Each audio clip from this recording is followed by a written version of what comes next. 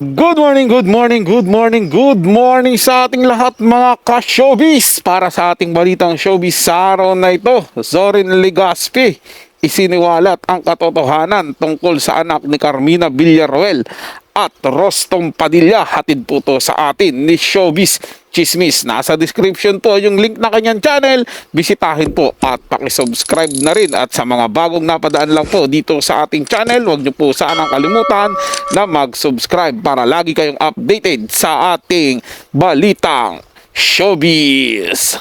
Tara na't panoorin ang buong detalye at kayo na ang humusga.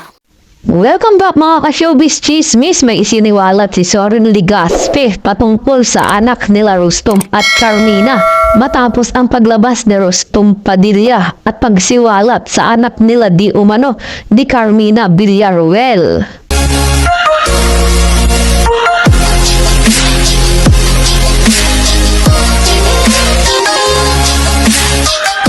Matapos na ang naging revelasyon ni Rostom Padilla sa isang emosyonal na panayam dito patungkol sa lihim na anak nila ni Carmina Villarroel, marami ang talaga namang nagbubusi sa ngayon patungkol dito.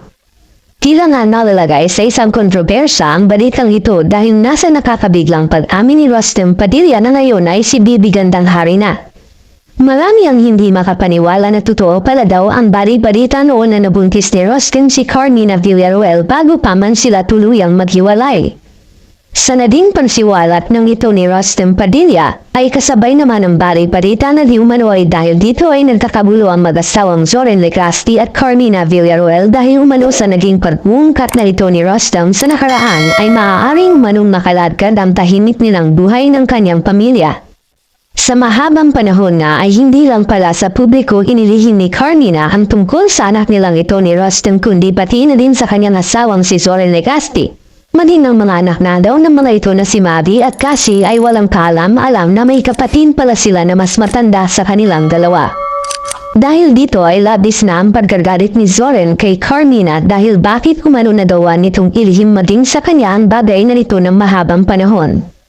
Sobrang nga daw na nasasaktan na yon si Zorin dahil malaki umano ang tiwalang kanyang ibinigay sa kanyang asawa. Sa isang social media post na ni Zorin ay may critic post ito patungkol sa nasabing isyu ng anak ni Carmina kay Rostom na sa kasalukuyan ay deleted na. Samantala matapos na ang pagsambulat ng lihim na ito ni Carmina at Rostom ay hindi na nakapagtigil pa si Zorin Legaspi at nagsalita na nga ito patungkol sa nasabing isyu. Ayon kay Zorin, sobrang sakit na malaman na naglihim sa kanya ang kanyang asawa. Lahat kumano ay kaya niyang tanggapin pero ang bagay na ito ay hindi niya alam kung makakaya niyang tanggapin.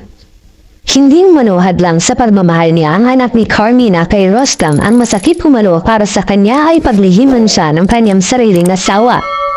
Opo, masakit po sa part ko ang manalaman kong ito, pero huwag niyo po sanang sisihin dito ang aking asawa. Alam ko po na ngayon lang itong sakit na nararamdaman ko. Mahal na mahal ko ang aking asawa. Kahit anong pagdaanan namin alam kong malalagpasan namin. Sa ngayon po hinihiling ko po ang private naming parlutas sa aming problema. Masyado na pong magulo ang lahat. Mas mumugulo pa po dahil marami ang nakikisawsaw sa isyo, pakiusap po tama na po. Inamin na ng asawa ko ang kanyang mga pagkakamaling na gawa. Siguro naman po sapat na ito. Pahayag ni Zorin Legaspi. Ano ang masasabi niyo sa ating showbiz chismis ngayon? Masakit naman talaga mga ka-showbiz kung paglilihiman ka ng iyong partner, 'di ba? Yung lihim niya nung mga nakaraan ay bigla na lang maglabasan ngayon na matagal na kayong nagsasama. Sobrang sakit po talaga nun. Kaya mapapayo ko sa lahat ating manonood dito na kung sakasakali man makahanap kayo ng inyong partner o sabihin na natin may parehas kayong may past, 'di ba? Mas mainam na sabihin niyo 'yun lahat sa inyong partner. Wala po kayong itatago para wala pong biglaan kung sakasakali dumating yung panahon na mayroong gustong sumira sa inyo, kasi habang lumalaon yung panahon ng inyong pagsasama, doon din mas dumadami yung pagsubok. Kaya mas mainam na simula sa umpisa pa lang sinasabi nyo na yung buong katotohanan tungkol sa inyong mga nakaraan. Para, di ba, wala kayong nilihim sa kanya, maganda yung pagsasama nyo. Magkakaroon pa kayo ng matiwasay at puno ng pagmamahala na pagsasama na walang itinatago. Kung gusto nyo po ng karagdagang payo tungkol sa inyong mga problema sa puso o kahit anumang problema yan, tutok lang po kayo dito sa ating channel at pwede rin po kayong mag-request gamit ang ating comment section kung ano po yung gusto nyong payong marinig mula po sa akin. At ang balitang hatid po natin ngayon, ang balitang showbiz ay hatid po sa atin ni Showbiz Chismis. Ilalagay ko po yung link na kanyang channel sa description para mabisita nyo po at masubscribe na rin. At huwag nyo rin pong kalimutan na isubscribe yung ating channel para sa mga bagong balitang showbiz.